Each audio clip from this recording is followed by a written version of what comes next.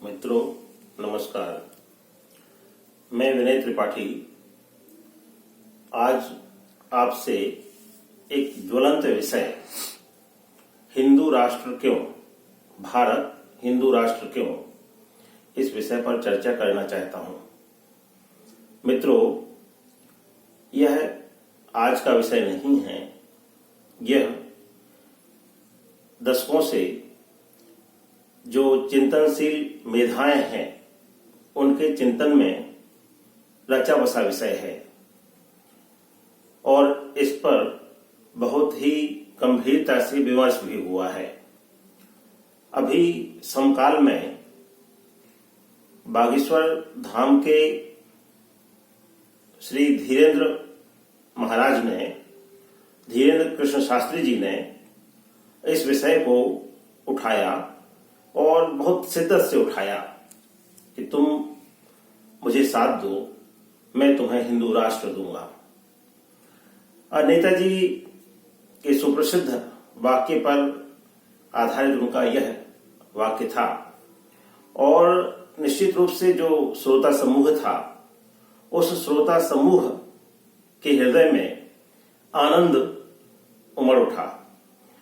मैं वह प्रसंग देख रहा था और अनुभव कर रहा था कि यह जो वचन निकले हैं धीरेन्द्र जी के मुख से, यह वचन अत्यंत महत्वपूर्ण है और सही समय पर है और एक शिद्दत से आवश्यकता अनुभव हो रही थी कि संत जन आगे आवे, धार्मिक स्थल के प्रधान आगे आवे और समाज का जो राजनीतिक नेतृत्व है वह तटस्थ न रहे और वह भी समर्थन में आगे आकर के और भारत के हृदय की इस भावना को आगे ले जा करके भारत को एक हिंदू राष्ट्र के रूप में दुनिया के सम्मुख स्थान दिलावे।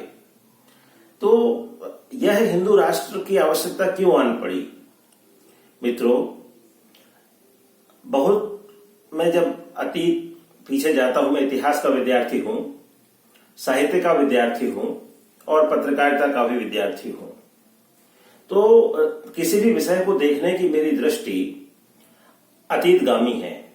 यानी मैं किसी विषय को देखते हुए उसकी पृष्ठभूमि देखता हूं, उसका इतिहास देखता हूं, उस विषय की प्रख्यात देखता हूं और तब निष्कर्ष निकालता हूं कि क्यों ऐसा होना चाहिए, यह आवश्यकता क्यों है।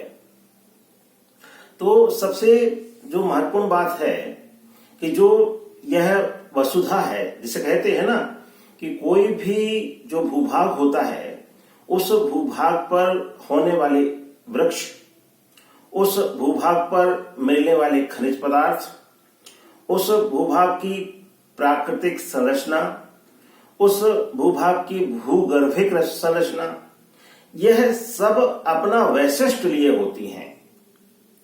जैसे जो पर्णपाती वन होते हैं, पर्णपाती वनों को अगर आप भूमध्य सागरीय वनों के स्थान पर रोप दें तो वे ना हो पाएंगे, या उन्हें टुंड्रा प्रदेश में रोप दें तो ना हो पाएंगे।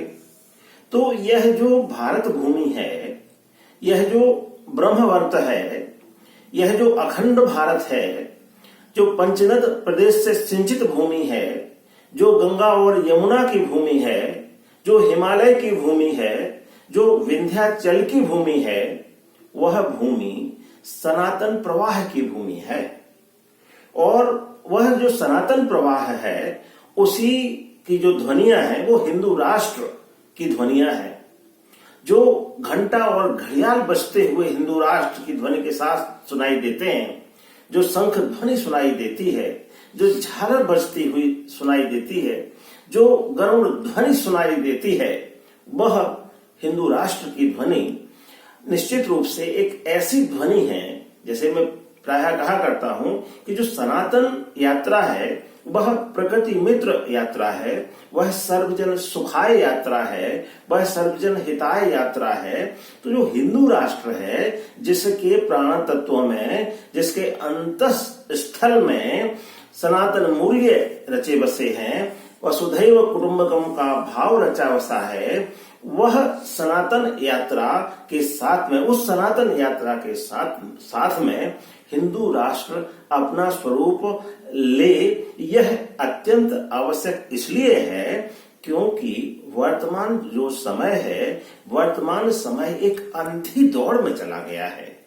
और अंधी दौड़ किसे आप कहते हैं कि जब आपको आवश्यकता है 2 रुपए की और आप 2000 रुपए कमाने के लिए दिन रात एक कर देते हैं, यानी आपका जो निर्वाह है वो 2 रुपए में हो जाना है। लेकिन आप 2 रुपये की जगह 20 रुपये के लिए दिन रात एक किए रहते हैं और उस 20 रुपये का आपके जीवन में कोई औचित्य नहीं है, और वह 20 रुपये जो आपका है वो प्रकृति के दोहन के लिए आपको तैयार करता है, अनियंत्रित दोहन के लिए तैयार करता है।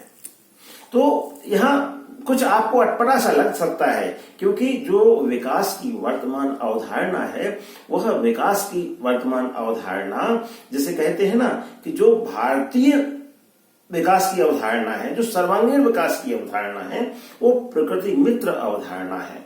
दोस्तों, जो वर्तमान समय में विकास का एक प्रारूप, जिसे आप मॉडल कहेंगे, जो विकास का प्रारूप चल रहा है, वह विकास का प्रारूप क्या है? उसकी जो केंद्र में है, उसकी जो धुरी है, उसकी धुरी भारत की तरह नहीं है, वह भिन्न प्रकार की धुरी है। और उसके केंद्र में जो अर्थतंत्र है वह काम करता है। मूल रूप से जो जिसे आप कहते हो वर्तमान तरह का आर्थिक विकास का प्रारूप, उसको अर्थतंत्र और राजनीतिक तंत्र संचालित करता है। इसलिए वह प्रायः निष्ठुर हो जाया करता है, प्रकृति के दोहन के प्रति, मानव मेधा के दोहन के प्रति, संसाधनों के दोहन के प्रति, अनियंत्रित विकास के प्रति। और जब हम सनातन की बात करते हैं तो सनातन के केंद्र में, जैसे कहते हैं ना, जो धुरी, जो पहिया घूमता है, तो किस धुरी पे घूमता है? और जो धुरी है वो क्या है? सनातन विकास का जो प्रारूप है, जो हिंदू राष्ट्र का प्रारूप मेरी दृष्टि में जो मैंने समझा है, जो प्रारूप है, उसकी धुरी धर्म है। धर्म से राजनीति नियंत्रित होती है, धर्म से अर्थतंत्र नियंत्रित होता है, और धर्म के अनुसार समूचा समाज आचरण करता है।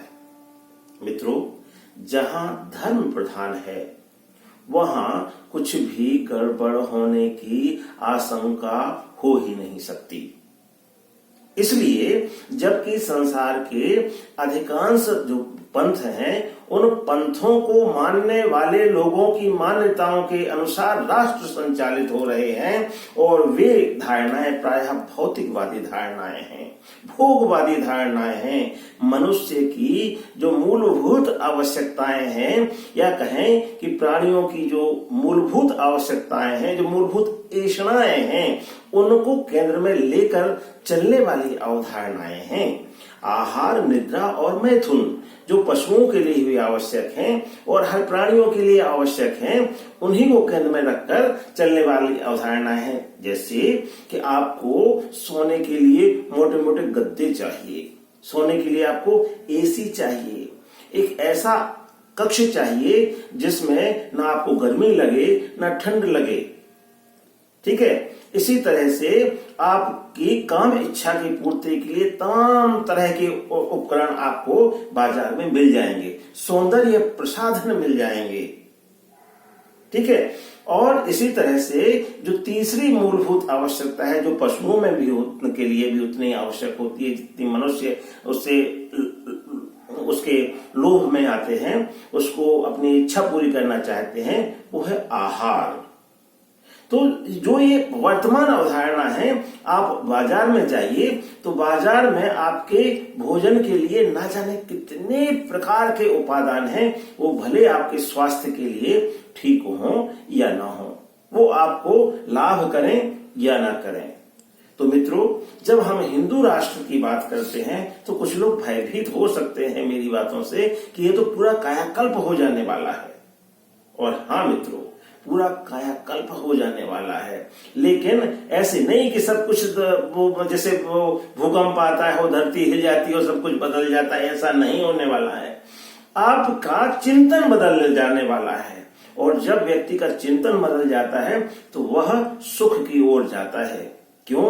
क्योंकि जब आप एक अंधी दौड़ में शामिल होते हो तो उस अंधी दौड़ में ना तो आपको दिन में चैन होता है, ना आपको रात में चैन होता है, ना आपको सोते चैन होता है, ना आपको जागते चैन होता है। और आप एक ऐसी स्थिति में आ जाते हो कि आपको लगता है कि अब तो देश में, गांव में, हर जगह अस्पताल ही अस्पताल होना चाहिए। आपको हर जगह डॉक्टरों की कमी महसूस होती है, हर जगह आपको चिकित्सक चाहिए, है ना। तो एक ऐसा चिंतन चाहिए, एक ऐसी शासन व्यवस्था चाहिए, एक ऐसी पद्धति चाहिए जो व्यक्ति को व्यक्ति के रूप में सुखी कर सके।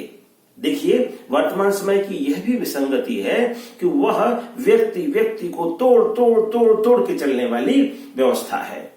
जैसे अगर आप कहो कि भाई परिवार क्या है, वर्तमान जो विधान है उसकी परिभाषा में परिवार क्या है, तो वर्तमान विधान की परिवार की परिभाषा में कुटुंब नहीं आता, आपके दादा दादी नहीं आते, आपके माताजी पिताजी भी नहीं आते, पति पत्नी और बच्चे आते हैं। ठीक है, तो जहां आप एकदम सीमित होते चले जाते हो, आपका एक जो छत है वो छोटा होता चला जाता है, आपका कुछ 100 स्क्वायर फीट कहते हैं कि कुछ मतलब अभी कुछ ऐसी सरकारी योजना का नाम सुना था कि 800 स्क्वायर फीट जमीन पति पत्नी के लिए देंगे। तो ये आधुनिक चिंतन की दृष्टि से या कहें कि किसी तरह के चिंतन की दृष्टि से बात अच्छी लग सकती है, लेकिन जो सनातन प्रवाह है, जो सनातन वांग्मय है, जो सनातन धारा है, जो सनातन धर्म है, उसकी दृष्टि से तो एक कौटुंबिक दृष्टि है। वहां तो वसुधैव कुटुंबकम की धारणा है। वहां तो यह है कि पूरी वसुधा ही एक परिवार है, और एक पूरी वसुधा को जब हम परिवार मान के चलते हैं तो ना वहां प्राणियों में भेद है, ना वहां पंथों में भेद है, ना वहां अलग अलग प्रकार से आचार विचार व्यवहार के साथ जीने वाले लोगों के बीच भेद है। लेकिन मित्रों, वह आपस में टकराने वाली चीजें नहीं होना चाहिए। कैसे? जैसे हम देखते हैं ना कि जमीन के नीचे एक प्लेट इधर से आ रही है, एक प्लेट उधर से आ रही है, और दोनों जब टकराती हैं तो भूकंप पैदा हो जाता है, और जो निर्माण होता है वह पूरा ध्वस्त हो जाता है। तो वो टकराव नहीं होना चाहिए। सब रहें, मिलजुल के रहें, आपस में एक दूसरे के साथ इस तरह से व्यवहार करके रहें जैसे हम जब पानी में शक्कर मिला देते हैं तो वो मीठा हो जाता है। उसी पानी में जब हम नींबू डाल देते हैं तो वह और स्वादिष्ट हो जाता है। और अगर नींबू की जगह हम आंवला डाल देते हैं, आंवले का रस डाल देते हैं, तो वह आंवले के रस वाला हो जाता है। और अगर पुदीना हरा डाल देते हैं तो उसके और गुणधर्म बदल जाते हैं। तो मित्रों, इससे कोई आपत्ति नहीं है कि अलग अलग मान्यताओं को, अलग अलग पूजा पद्धतियों को मानने वाले लोग होंगे ही, क्योंकि भारत का अपना जो स्वरूप है, भारत का अपना जो व्यक्तित्व है, वह बहुरंगी व्यक्तित्व है। यह तो एक उपवन की तरह है जिसमें तरह तरह के औषधीय गुणों से संपन्न, मैं औषधीय गुणों से संपन्न बोल रहा हूं, जिसमें आतताइयों के लिए कोई जगह नहीं है, जिसमें विध्वंसकों के लिए कोई जगह नहीं है। तो एक औषधीय गुणों से संपन्न एक उपवन जिसमें तरह तरह के पेड़ पौधे हैं, तरह तरह की लता वल्लनियां हैं, जिसमें तरह तरह के फल आते हैं, और इस तरह का एक जो राष्ट्र होगा वही हिंदू राष्ट्र होगा। और जो हमारा संविधान है, हमारा संविधान जो सनातन मूल्य है, उन्हीं सनातन मूल्यों से ओतप्रोत संविधान है। इसलिए हमारा जो मूल भाव है, जो हिंदू राष्ट्र का मूल भाव है, वह संविधान का मूल भाव है। मित्रों, हमारा हिंदू राष्ट्र किसी के विरुद्ध नहीं होगा, हमारा हिंदू राष्ट्र सबके हित के लिए होगा। वसुधैव कुटुंबकम की भावना को मूर्त रूप आकार देने के लिए होगा। इसलिए किसी को भयभीत होने की आवश्यकता नहीं है। और जैसे एक आग्रह हो रहा है धार्मिक मंचों से, तो मैं साहित्यिक मंच से भी आग्रह करता हूं कि हिंदू राष्ट्र भारत को चाहिए और किसी के विरुद्ध नहीं चाहिए। यद्यपि सबके हृदय को शुद्ध करने के लिए चाहिए, सबके हित के लिए चाहिए, सबके वैभव के लिए चाहिए, सबके कल्याण के लिए चाहिए। और यह निश्चित रूप से ऐसा लगता है कि यह शुभ संकल्प पूरा होगा और जो हमारे स्वतंत्रता संग्राम के सेनानी हैं उनके हृदय को यह जरूर सुकून मिलेगा, यह जरूर उनके हृदय को एक संतुष्टि भाव मिलेगा कि आजादी के लिए उनका जो यत्न था, आजादी के लिए उनका जो समर्पण था, आजादी के लिए उनका जो बलिदान था, वह आज प्रतिफलित हो रहा है। और इसी कामना के साथ ये जो जिन लोगों के मन में किसी तरह का हिंदू राष्ट्र के प्रति कोई नकारात्मक भाव है, वो सकारात्मक चिंतन करें और भारत को हिंदू राष्ट्र की ओर ले जाने के लिए एक ऐसा वातावरण, एक ऐसा माहौल, एक ऐसा परिवेश बनाने के लिए यत्नशील हों जिससे चहुं ओर खुशहाली हो, चहुं ओर सबकी प्रसन्नता हो, किसी को किसी तरह का दुख ना हो, कोई बेरोजगार ना हो, सबके हाथ कल्याण के लिए आगे बढ़े। मित्रों, आज इतना ही संवाद। आप सबको पुनः पुनः नमस्कार। अपना ध्यान रखिए, अपनों का ध्यान रखिए और सदा अच्छा चिंतन करते रहिए।